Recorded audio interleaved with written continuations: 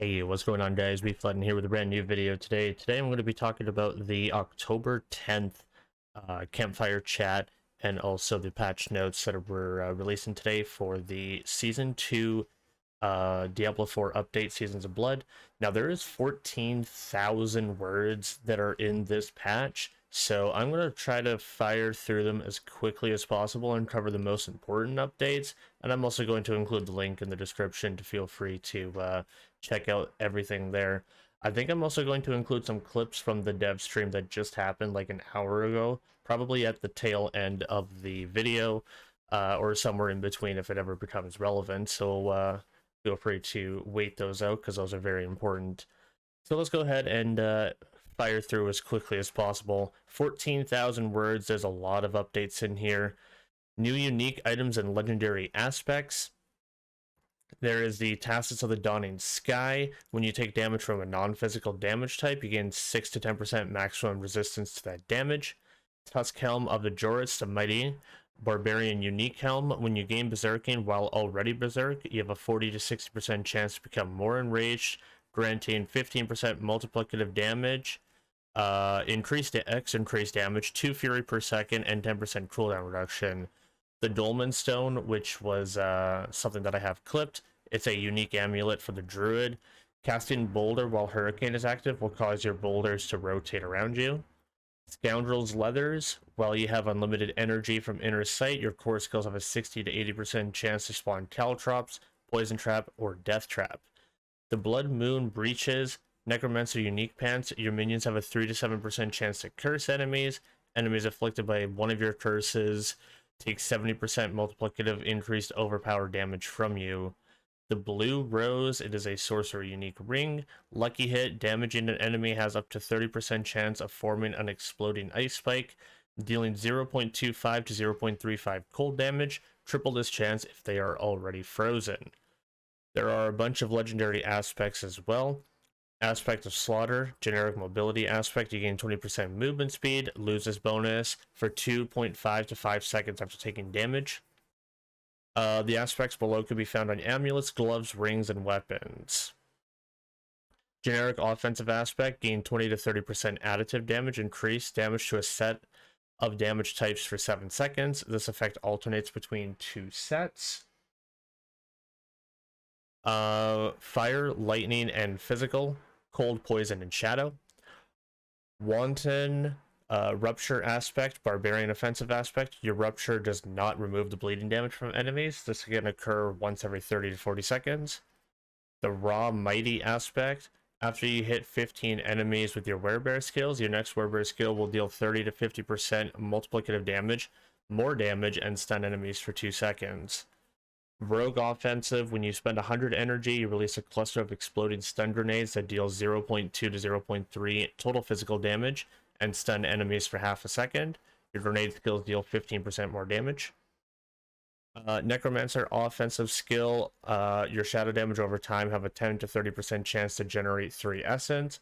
Damage from Shadowblade key passive also will always generate 2 essence. And the sorcerer offensive aspect, when your conjuration skills hit, you have a 30 to 40% chance to gain +1 rank to conjuration skills for 12 seconds. It can stack 3 times. Gameplay updates, UI, and experience. I'm going to be skipping over these because I don't feel they're as important, but I will be including the link in the description, so feel free to run it over if you would like.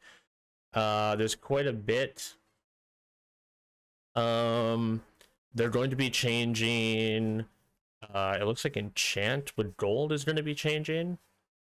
Enchant costs will be generally reduced across the board for legendary items. They give some examples of that. Gems will no longer drop from regular sources and can be instead crafted at a jeweler. Just running over all the generic stuff. Teleporting to a nightmare dungeon takes the player inside. Nightmare sigils will be rewarded upon completing a nightmare dungeon instead of only after defeating the final boss.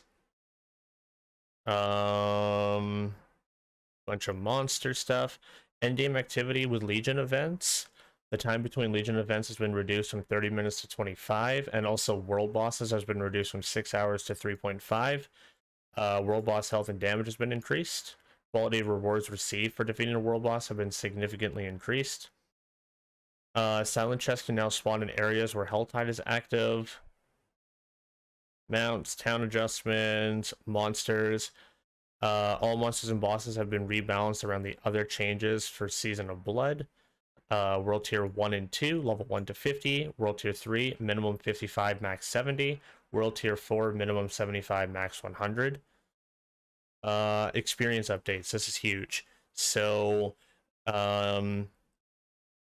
there's going to be increased XP for pretty much everything. Monsters, they're also doing opening Helltide chests, increased by 750%. Turning in Grim Favors, 200% at World Tier 1 and 2. World Tier 3, an additional 17, and World Tier 4, an additional 11. Tier 1 Whisper experience increased by 100. Tier 2 is increased by 75, and Tier 3 is increased by 150. The difficulty at which players will receive priority quests for unlocking the next World Tier difficulty has been increased from 40 to 48 and 60 to 68 for World Tier 3 and 4.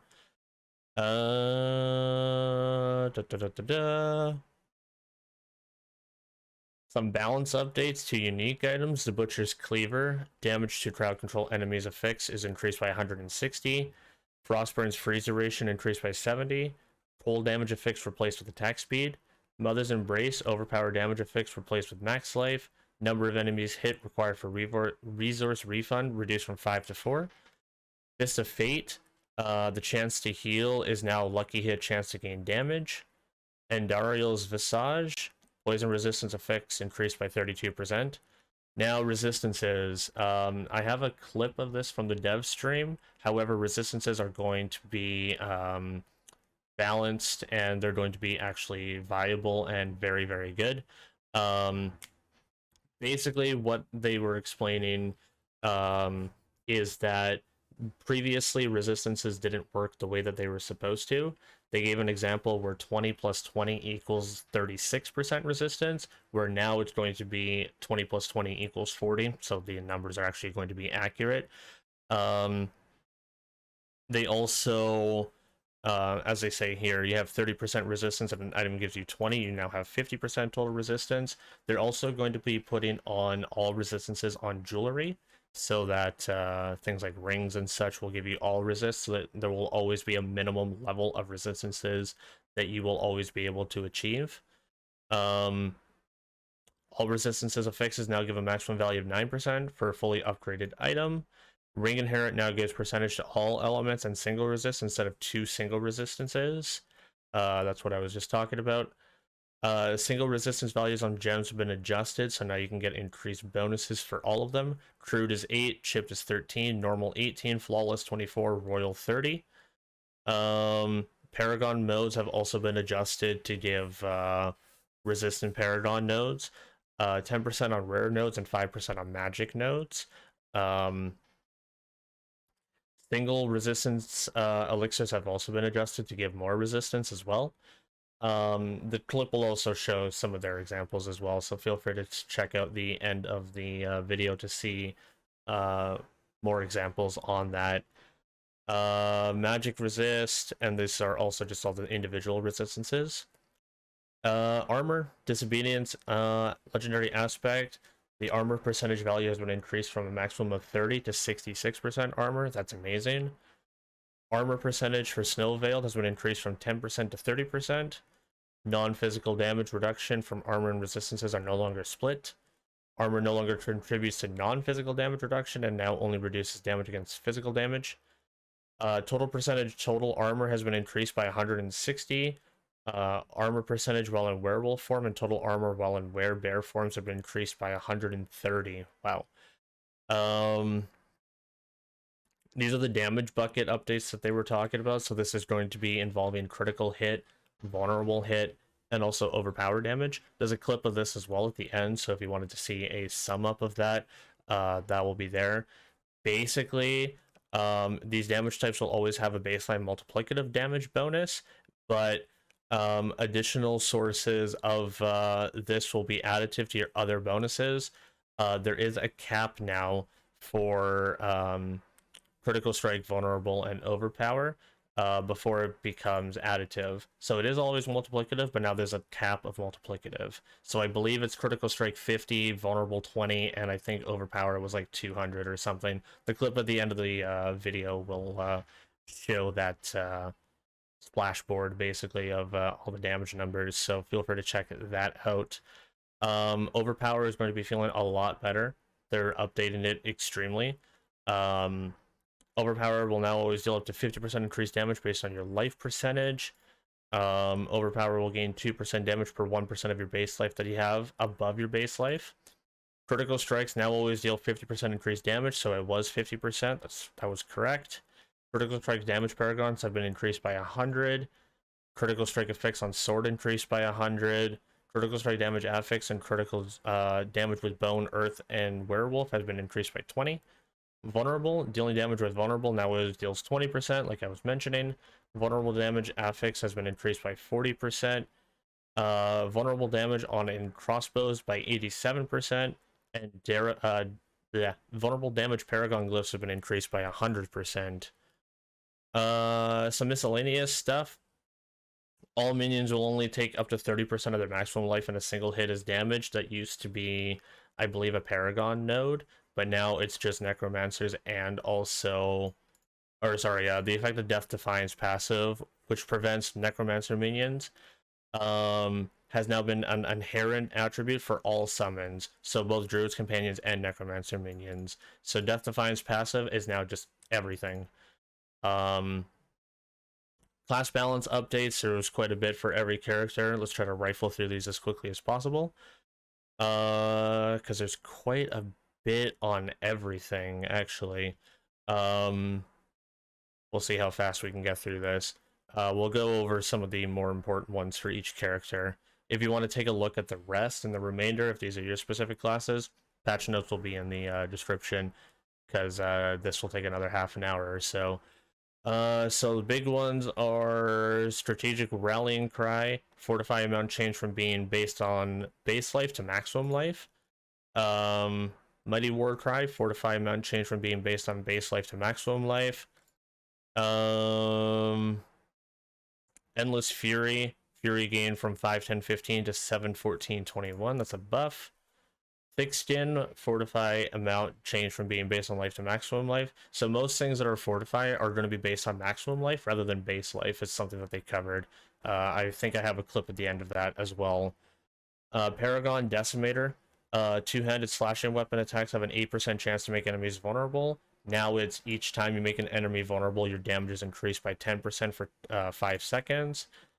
Hemorrhage. Enemies that have been affected by your bleeding for 3 or more seconds take 12% multiplicative damage, increased damage from you. Now does your bleeding damage is increased by 15%, but the total amount of your damage to vulnerable enemies bonus. Ancestral Forest, this is for Hammer of the Ancients. The Quakes grow outwards, dealing 30 to 52%. The new effect is Hammer of the Ancients Quakes outward, and its damage is increased by 5 to 15%. Unique items. Damage to vulnerable enemies effects with maximum fury are now 150%. What are the actual ones that people use? Hellhammer is one. Critical strike damage effects replaced with bonus ranks of upheaval. And damage to burning enemies effects is increased by 150%. That's a pretty big one. Rage of Harrow. Damage reduction from bleeding enemies affix increased by 15. And Gord's Grips, non-physical damage affix replaced with damage. And attack speed effects replaced with critical strike chance against close enemies. Alright, some druid stuff.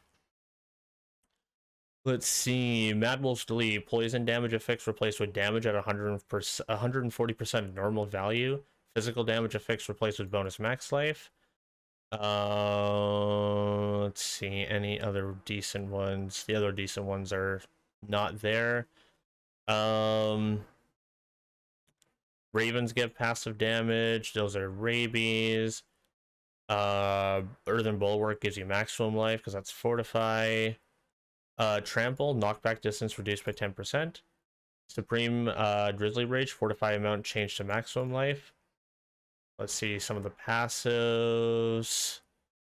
Lupine Ferocity, the guaranteed critical strike bonus damage increased to 140% against injured enemies.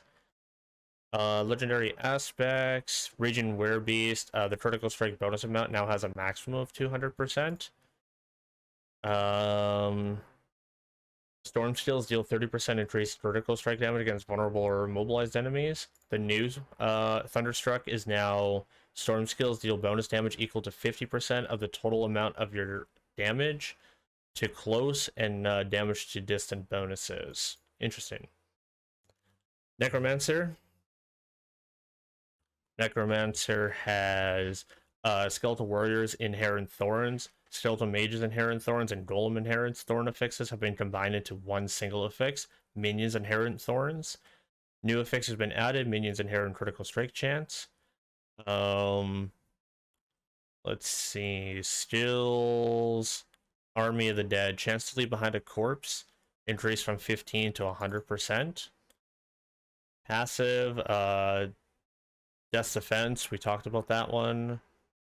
Let's see. Shadow Blade. Shadow damage infects enemies with Shadow Blight for 2 seconds. You and your minions deal 10% bonus damage to enemies with Shadow Blight.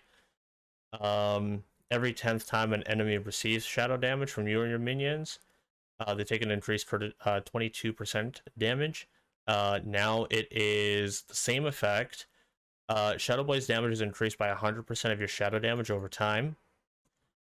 Let's see. Ossified Essence damage percent per essence past 50 is reduced from 1 to 0.5. They did talk about that in the stream today. A lot of minion stuff got updated too. So there's more basic attack damage from golems. Blood Golem gets active damage increased. Iron Golem's damage is increased. They also talked about skeleton mages. Not just cold mages always get blizzard. Let's see. A lot of minion stuff. Again, if you're interested in the everything, I'm going to release the patch notes in the description as well, in case I missed something. Unique items, Blood Artisan's Curious. The effects is replaced with bonus maximum life. Deathless Visage. Total armor effects is replaced with damage reduction. That's really good. Echoes Left Behind with Bone Spear has been increased. Damage for every 30% of your critical strike bonus stat. Damage reduction from 0.28 to 0.38 got buffed to, or no, sorry, got reduced from 0.25 to 0.35, so a little bit lower. Bloodless Scream, damage to frozen enemies effects replaced with bonus intelligence. That's nice. Chill amount for darkness skills increased from 40 to 100. Unique powers have the following effect added. Darkness skills deal 20 to 50% bonus damage to frozen enemies. Summoning skill effects is increased by 100% for Death Speakers. Pendant. Overpowered damage effects is replaced with essence cost reduction. That's nice. Damage increased from 0.1 to 0.15. Increased to 0.15 to 0.2. Black River. Damage to healthy enemies effects replaced with bonus ranks of all corpse skills. Damage to distance enemies effects replaced with bonus ranks of the Hewed Flesh. Lidless Wall. Damage to distant enemies affix is replaced with bonus maximum life. Ring of Menelin. The unique power no longer requires 7 or more minions to be active. That's insane. Minion Necromancer is a thing. There wasn't a lot of rogue changes because they said that rogue was actually in a pretty decent spot. So rogue is not got a ton of things. Let's see if there's anything that's worthy to mention. Yeah, it's just unique items and a few skills that are changed. Heartseeker, they said they wanted people to do more basic skills in the stream other than just puncture. Critical strike chance bonus effect increased from 3 to 5% per stack. The cap is still 15. Let's see. No witnesses legendary. No, this one's a big one. Your ultimate skills deal 30% and increase 10% damage for 20 seconds. The new one is your ultimate skills gain an additional 10 and Damage when ultimate bonus, and grant this bonus to all your skills for 8 seconds when cast. That's going to be a new big one.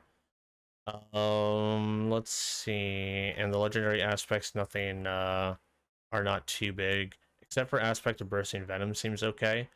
No longer requires a critical strike. Lucky hit chance increased from 10 to 15. Toxic pool damage increased from 1.8 to 1.35 to 1.25 to 1.52. And finally, the sorcerer.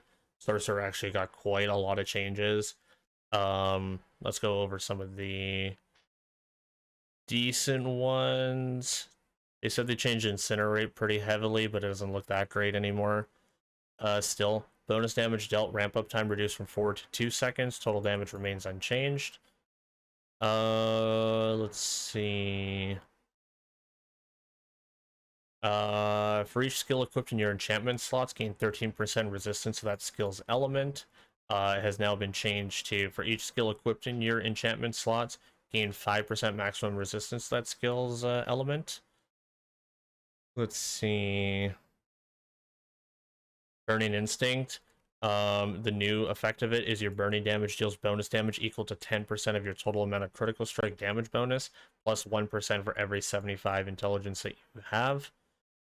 That's pretty good. Let's see. You deal 10 to 30% bonus burning damage to enemies who are below 50% of their total life, or 80 to 100% if they're afflicted by more damage over time than their total life. That's Engulfing Flames. Some unique items. Chance to slow affix is replaced with fire damage on the Staff of Endless Rage. The unique power now also gives each third cast of Fireball 20 to 40% bonus damage. See if there's any decent ones in here. It looks like they didn't have the chest armor. Yeah, it doesn't look like they had any big unique changes on there. So these are all bug fixes. I'm not going to be going over these because that would just take insane amounts of time. I just want to see if Druid and the Earthen Bulwark was changed, because that was a big question people had. I don't see Earthen Bulwark on here, so maybe it wasn't changed. Interesting. Doesn't look like it's on there. So if you want to go take a look at the rest of these bug fixes, there's a lot of them.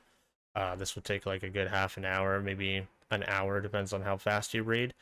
So feel free to check out the clips that I took from the dev stream here, and I will see you guys at the end. 20% more, your character stat sheet will actually show that you have 36% poison resistance. And that's because there's a diminishing returns. On the more resistance you get, it will never quite get you up to 100%. It's always kind of like 20% of the, the remaining amount. So it doesn't quite get you up to 100%. And this means that you can stack resistances essentially infinitely. There's no hard cap. You could get resistance on every piece of gear, and it would contribute to reducing that damage that you're taking. You can stack as up to 70% resistance. There are some effects in the game that allow you to go up to 85% with various effects that increase your max resistance, but those are rather rare because they are quite powerful. Additionally, armor is also going to only affect physical damage. As it used to do both, it's now only going to be calculated when you're taking physical damage and not when you're taking elemental damage.